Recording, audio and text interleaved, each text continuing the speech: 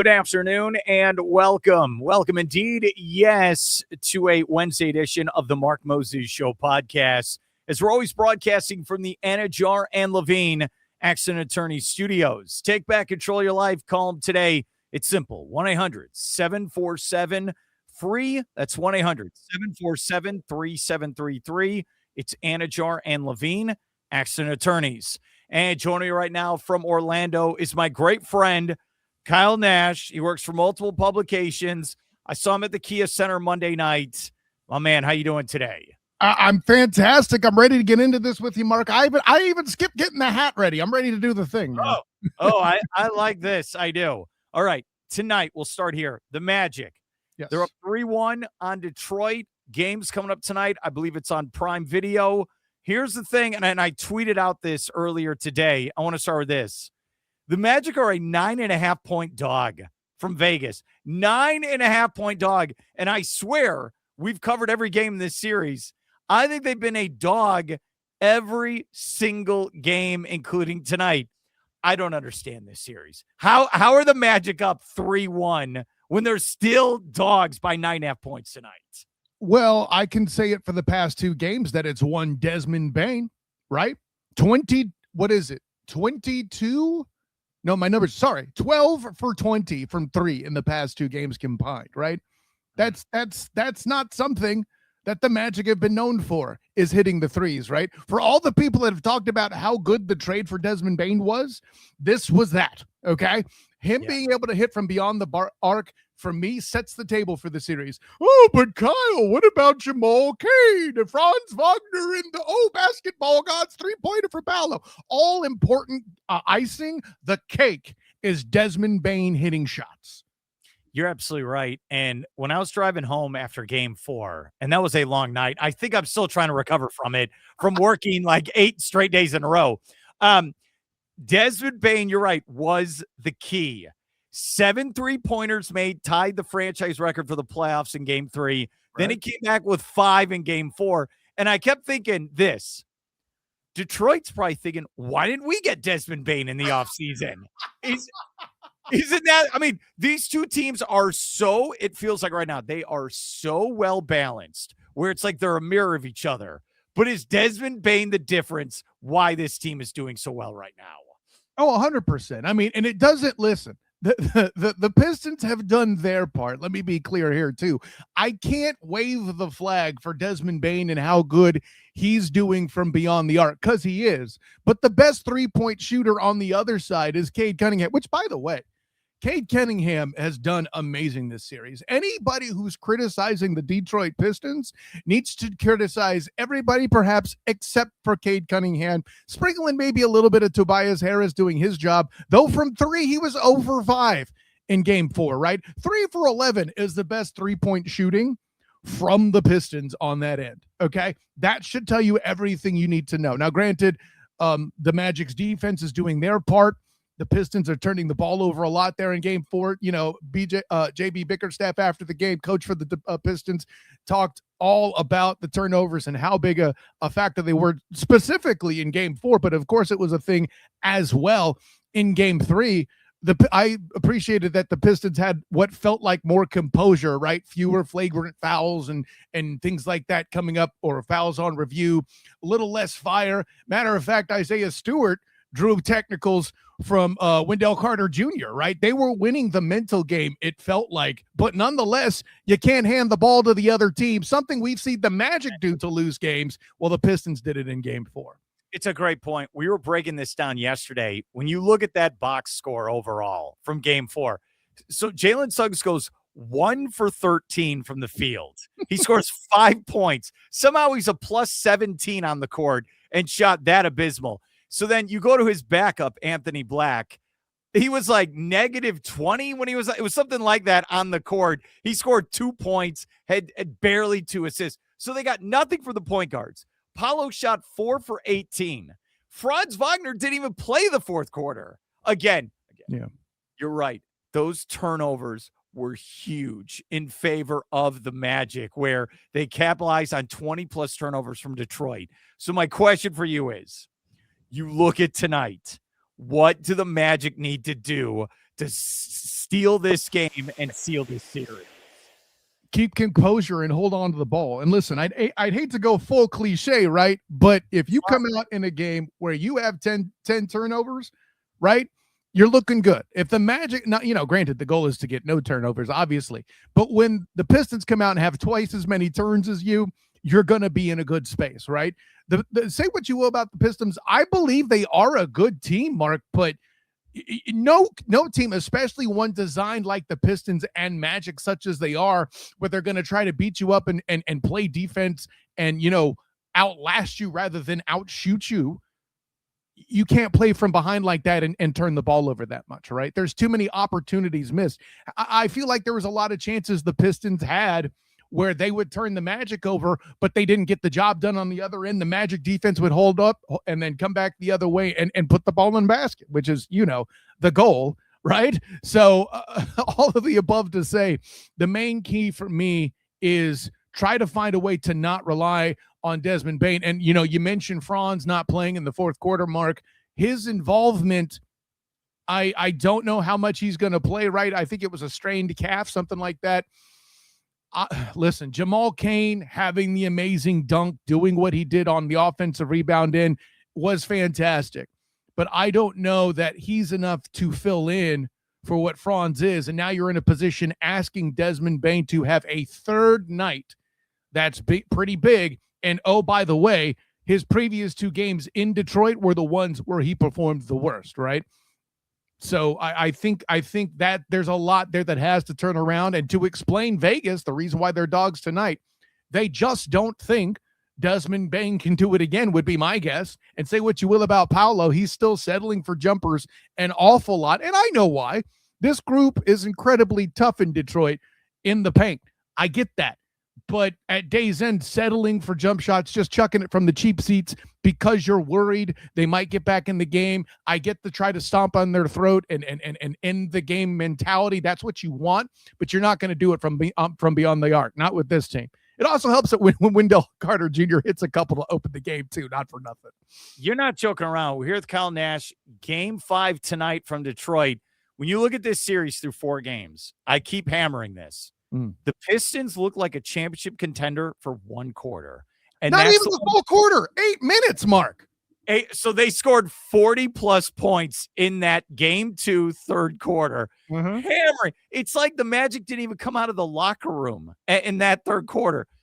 If you are this Magic organization, and especially the head basketball coach, what do you do to make sure that doesn't happen again coming up tonight? I mean, coach, like your job depends on it, right? Because if you win this series, it might just save you, right?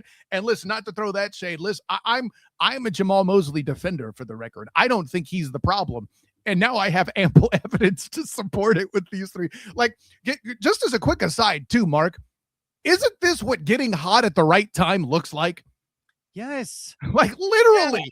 Hey, win against Charlotte or you're done, Humpy Bumpies. And here they go on this stretch, I agree with you. And it's funny where I talk to a lot of different Magic people where it's like, well, you look at the body of work over 82 games. Who cares? You can't. Who cares? This is the time to shine. Dude, they're at full strength. They're taking it right to the Pistons. They win this series. He's the head basketball coach. I'm sorry. I don't care. He's coming back. If they win, he's coming back because they're not done. If they beat the Pistons, you've seen the body of work of the Eastern Conference playoffs so far.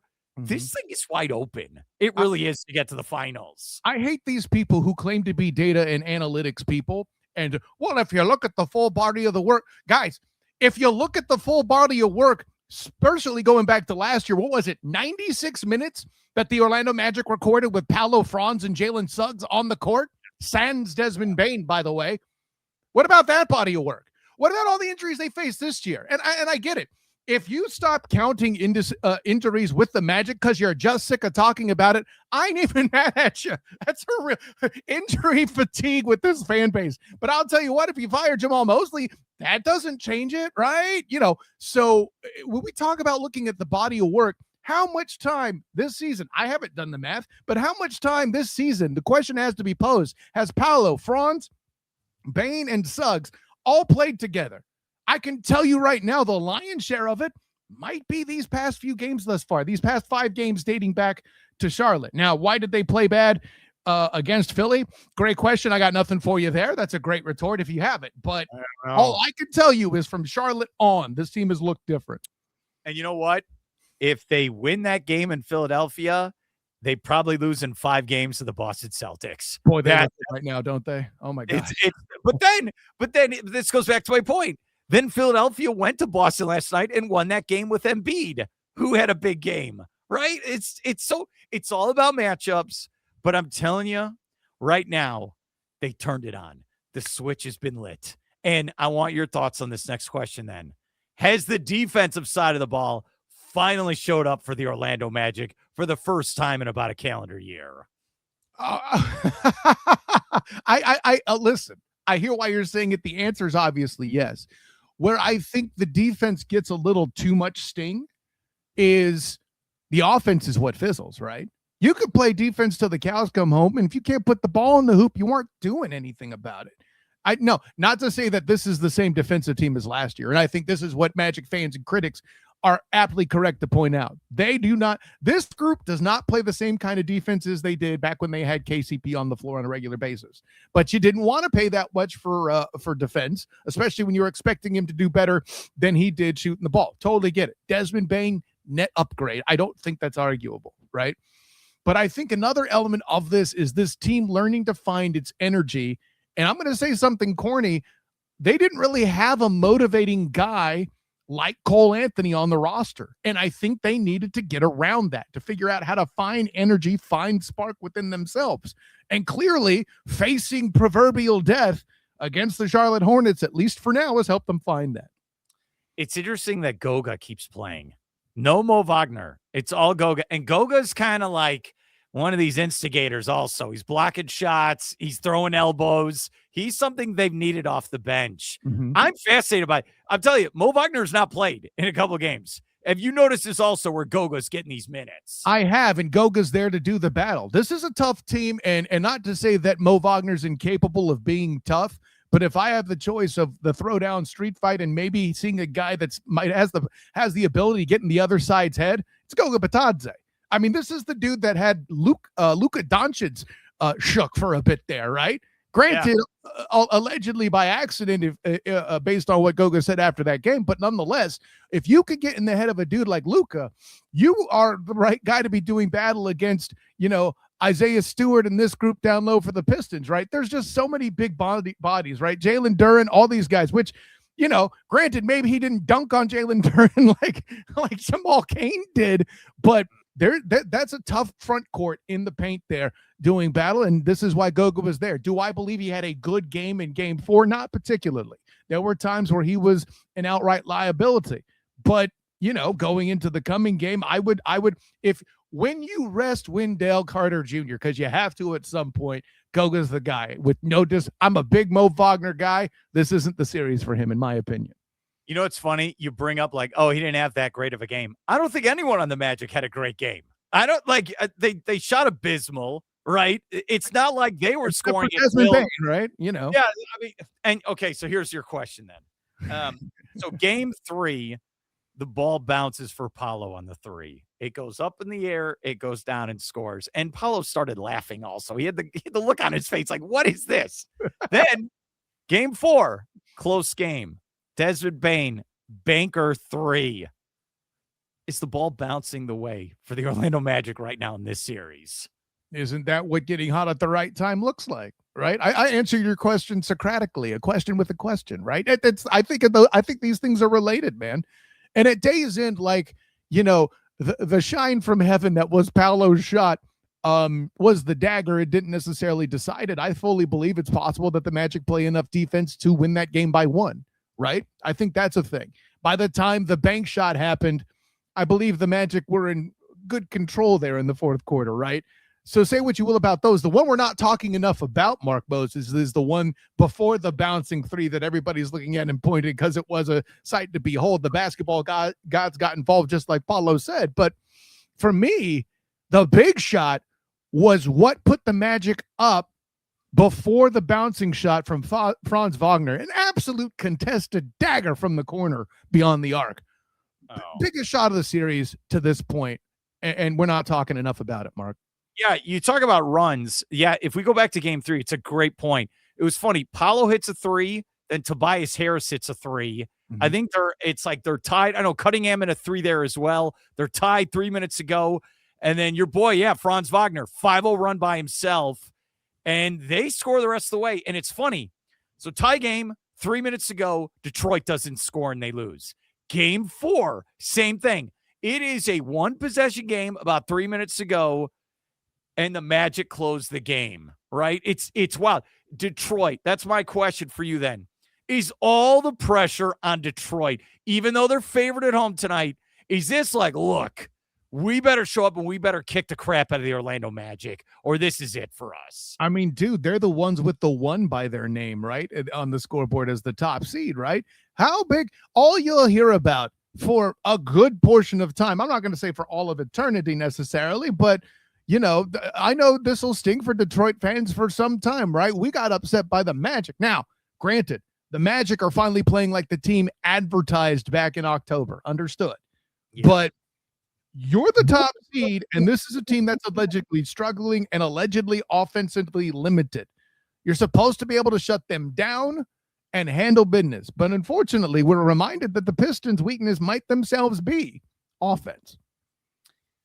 Think about your Detroit. You keep talking about 60 wins, 1 seed, as they are. Mm-hmm. You're supposed to be rewarded with a cupcake. You're you know what I mean? Like you're supposed to take on a team that's going to lay down and die. You should win in 4 or 5 games, just like what Phoenix did to help out Oklahoma City. We're here. We're happy we made the playoffs. Now give us our butt whooping. And then the Thunder are going to have a couple days off, rest, get ready for round 2. Detroit's in a dogfight. They need to survive all the pressures on them. And then it's what? Okay, we have to say this. The Kane dunk reminds me. Remember when Baron Davis dunked on Andre Karolinko? What was that? Like, what year was that? Because wasn't that a 1-8 series as well? And Golden State upset. That's because it's like not only is the ball bouncing your way, you're getting posterized and embarrassed by a guy. I can't stress this enough. Kyle has been going to games to cover them all season. There is no way he thought when Kane had the ball that there's no way. What did you think was going to happen, and what did happen when you were sitting there at the Kia Center? When he let that dunk loose, I think what I literally mumbled to myself was, "Welcome to the game, Mr. Kane." Because to that point, he was pretty well dominant. Now, granted, there was one exchange where he got like elbowed in the back of the head with no call, but I'm not going to get into the officiating. That's its own question. Mostly because 2 physical teams like this, a very difficult task for any NBA official to handle. That being said, there were too many times where at least 6 fouls were committed and none were called, but I digress. Kane's arrival. You make the Baron Davis comparison. The only reason I would ask you to subtly slow your roll is at no point was Baron Davis a 2-way contract player with a G League team. This is dude, you're in the same place as Disney. This is literally a Disney movie, dude. And then he's originally from Michigan, grew up a Pistons fan. All of his family and friends are Pistons fans. Okay. Again, if you watch it in slow-mo, they're trying to do a full court press. He's trying to pass it. I don't want the ball. But then he's like, well, I better dribble up the court. I better do that. And again, we've seen him play. We've seen the guy play. And here's how I know this is for real, what I'm about to say. No one saw it coming because there's no cell phones footage of anyone in the arena. Okay? Like, no one saw this. And anyone who knows how to dunk, he this angle he took, he was winding up. Then it's like, okay. But Duran, he did not know. No one knew that was going to happen. And it happened. The energy in the building was a little confused. What did we just watch? And remember, the play kept going. Detroit went down the court, and everyone was kind of like shaking there for a second. Is that what you felt in the arena? Something like it there, man. It's very interesting. You paint a picture where it sounded like Jamal Cain might be, feeling a little bit chicken there for a moment, and then he became Raising Cane. That's right. I made fast food humor. Yes. The punchline is this, my friend. Nobody saw it coming. Even Jalen Durd was surprised. Of course. Listen, I don't know what else to add to that. I sent, okay, so Jake Chapman on the radio call. Okay. So I go on Twitter. Jake's a great guy. Oh, he's awesome. I'm on Twitter. The official NBA page with millions of followers has a video. It's a video of Kane's dunk on Durant, dunking on him. And it's Jake Chapman's call of the play. It's just like mind-boggling. I want your take on this. It feels like this is a regional basketball team where people in Florida know about the Magic, okay? And because they've been bad for so long. And we talk about these players like we know them. Oh, there's Jalen. Hey, Paolo's got to do this. Franz got to do this. It's the first time, I think, in a long time, nationally, people are watching this series, and now they're finally understanding who Paolo Banchero is, Franz. Do you feel like it's finally getting to a bigger audience? Here's what the Magic are all about. Yeah, this is the closest to it since the Cleveland series. And the reason why the series is even better is because those other games were stuck on NBA TV, right? At least these are on Peacock and NBC, something that gets a lot more exposure in compared to NBA TV. So, yeah, obviously. And by the way, again, biggest stage, Jamal Cain. Okay, you do you. And Desmond Bane, listen, with the way he's done his part, I think he should be a well-known name as well in this series. We'll establish that should they close out. You're absolutely right. I love John Morant. He was courtside, and he's probably thinking like, yeah, you know what? I need to play for this Magic team. You know that's going through his mind, okay? He's saying, get me out of Memphis. That's what Desmond Bane's saying. Hey, I'm so happy I got out of Memphis. I'm on this team now. They want to give me the ball. I got a chance to go deep in the playoffs. These players are talking. They are. Hey, this is interesting. Just throwing it out there. Not saying anything, just throwing it out there. Okay, let's end with this here with Kyle Nash as games coming up tonight. All right. 7 3-pointers in game 3, 5 in game 4. Mm-hmm. For the Magic to win, how many 3-pointers does Desmond Bane have to hit tonight? You set the over and over. You set the over under at 4.5 for Des, right? Because you don't want him to go trigger happy, but if the hot hand is going, you let him keep shooting. I'm with that.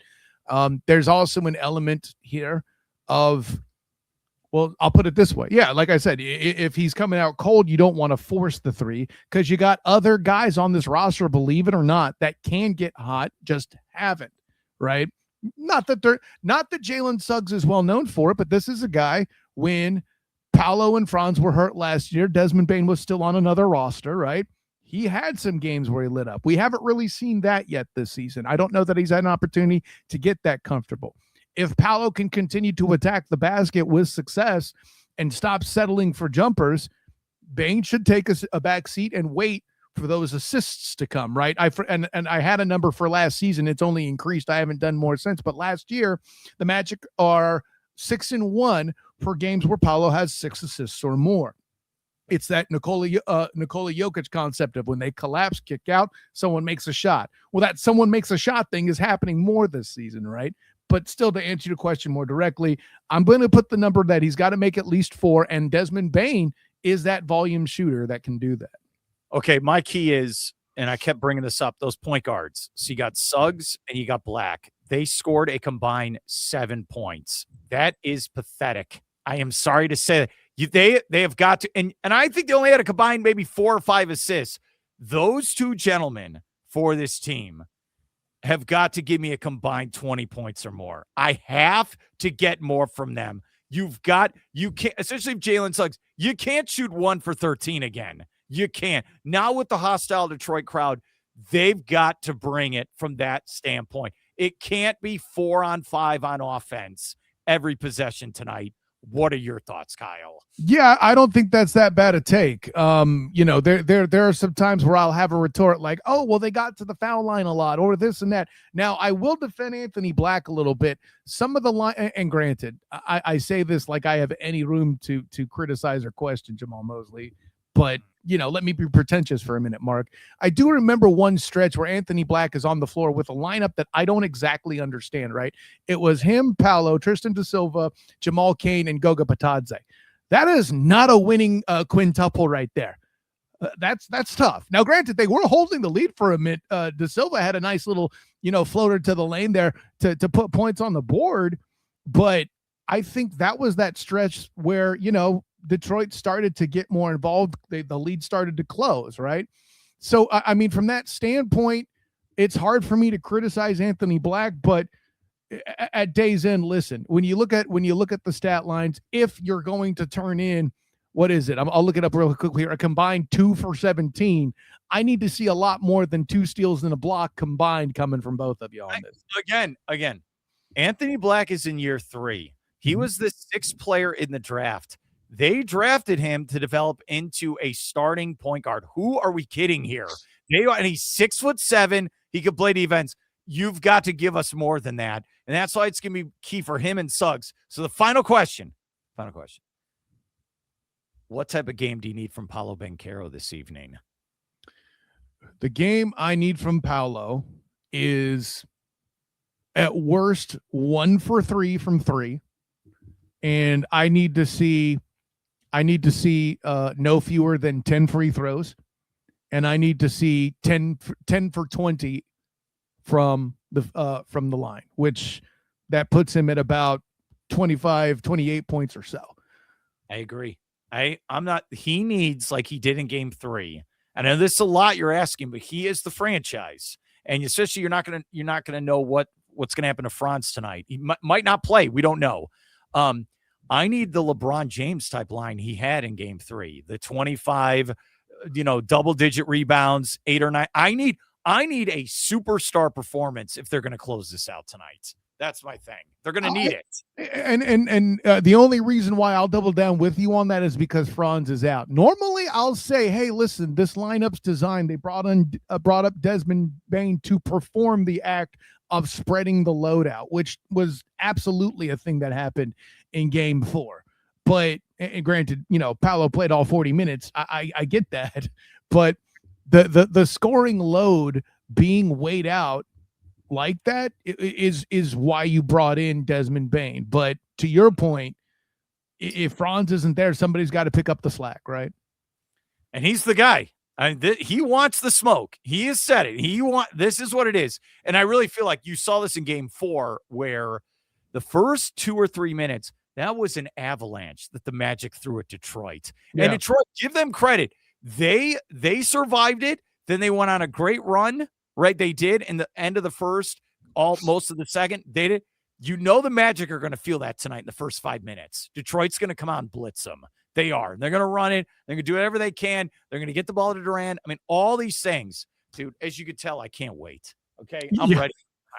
Hey, Detroit did that to open game 4, only to meet head on a Wendell Carter Jr. 3-pointer. So, it's hitting the open shots that'll win it. I know this is, not groundbreaking stuff, but the team that hits their shots wins. Tell me if you've not heard this one before, Mark Moses.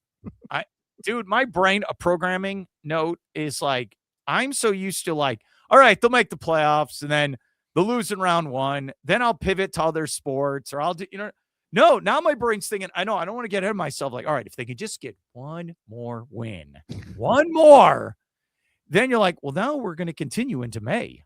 Like, we've never continued into May since I've known you. Wow. Yeah.